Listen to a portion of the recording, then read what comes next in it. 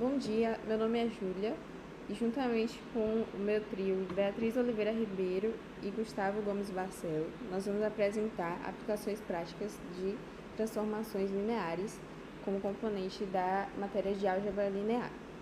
Pode passar.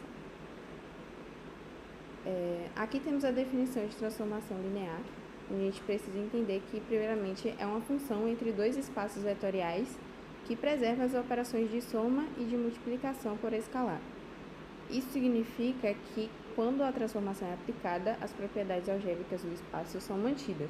Então, formalmente, a gente tem na letra A que a multiplicação de t por u1 mais u2 é igual, ou pode ser igual a t multiplicado por u1 mais t multiplicado por u2. Isso mantém a propriedade de soma.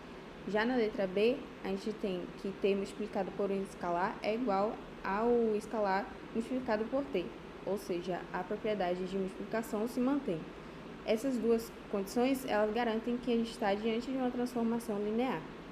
E existem algumas propriedades que se tornam exemplos práticos dessas transformações. Aqui, a gente tem a primeira propriedade, que são as rotações. Ela mostra um tipo específico de transformação linear, onde é uma operação que gira vetores ou pontos em torno da origem sem alterar o tamanho dele ou a forma. Então, ele muda apenas a direção dos vetores, mas mantém as relações geométricas entre eles. No exemplo que a gente colocou, mostra a fórmula f de x e y igual a x cosseno do ângulo menos y cosseno do ângulo, e a outra coordenada x seno do ângulo mais y cosseno do ângulo, que descreve matematicamente esse giro. Se, por exemplo, a gente pegar um ponto 1 e 0 e substituí-lo na fórmula rotacionando 90 graus no sentido anti-horário, o resultado desse ponto vai ser 0 e 1. Essa propriedade, ela existe em algumas aplicações, como a gente destaca aqui nesse slide. Então, elas aparecem na computação gráfica e nos jogos, quando os personagens e as câmeras precisam girar. Também em robótica, por drones, para ajustar movimento e direção, e também no processamento de imagens, quando a gente gira fotos ou figuras em softwares de edição. Então, esses exemplos, eles mostram que as transformações lineares não são apenas um conceito matemático abstrato, mas também uma ferramenta de tecnologia.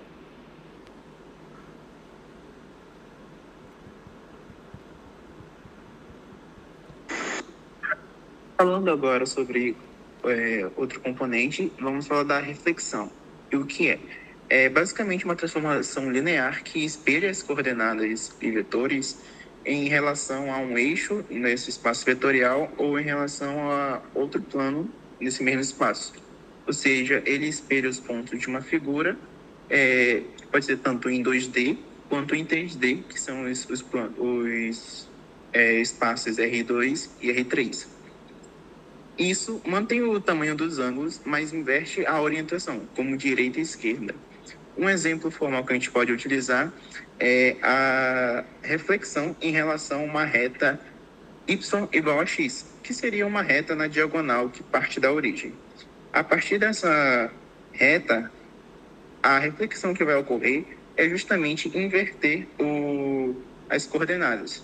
X passaria a ser y e y passaria a ser x. É como olhar a figura no espelho e o lado direito virar o lado esquerdo. Algumas das aplicações que nós trouxemos para ampliar ainda mais nossa vista da reflexão é o design em a modelagem 3D. E ela cria essas simetrias e espelhos justamente para conseguir facilitar o manuseio das medidas, a arquitetura, que justamente é repetir essas partes simétricas de um projeto, e na robótica e na física, que espelha os movimentos a partir de um referencial. A terceira propriedade é o cisalhamento, em que, como nós podemos ver na figura, abaixo é como entortar a figura em uma direção, preservando suas linhas retas e paralelismo, porém alterando alguns ângulos e a forma. Ou seja, ela acaba por deformar sem girar e nem espelhar. é como uma transformação 2D. E aqui abaixo nós temos um exemplo em que temos o f com o x e o y, porém a imagem ao lado seria x mais k vezes y e y. Então, nós vemos que no y último é a mesma coisa, porém no x mudou. A imagem ficou invertida. Ficou, na verdade, entortada. Então, quando k, no caso da constante é maior do que zero, a figura é inclinada para a direita. E temos a aplicação do cisalhamento, tanto na engenharia e na mecânica, quanto na computação gráfica e na modelagem do CAD. Na engenharia, nós utilizamos isso como a deformação de vigas e materiais. Nós vemos que a viga, na verdade, ela é reta. Porém, na prática, ela acaba sendo deformada justamente por causa do cisalhamento. E a gente consegue calcular isso a partir dessa propriedade. Na computação gráfica, é utilizado alguns efeitos de inclinação e itálico em textos. Então, justamente quando colocamos o texto em itálico, estamos aplicando um cisalhamento. No caso, entortando a figura para o lado sem transformar sua formatação. E a modelagem do CAD é justamente o ajuste fino de formas também. Outro assunto é a mudança de sistema de coordenadas, que também é uma transformação linear, porém não move o ponto. Ela é sobre a mudança de referencial. Ou seja, o ponto ele não realmente muda a sua localização, porém o nosso modo de ver muda. Nós mudamos o ângulo de que nós vemos, porém o ponto continua no mesmo lugar. É como olhar para o mapa e girá-lo 30 graus. A posição da cidade não muda, só muda onde fica o norte do seu desenho. As coordenadas daquele ponto mudam somente porque os conjuntos de eixo mudou, mas não significa que a cidade saiu do mesmo lugar. Ou seja, o ponto físico continua no mesmo lugar, mas as suas coordenadas passam a ser vistas em relação a outros eixos.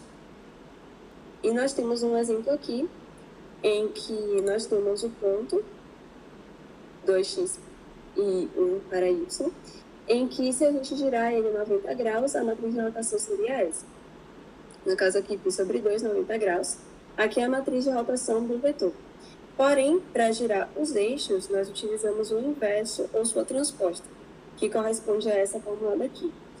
E aqui nós conseguimos ver que o ponto que antes era 2, 1, acabou virando 1 e menos 2.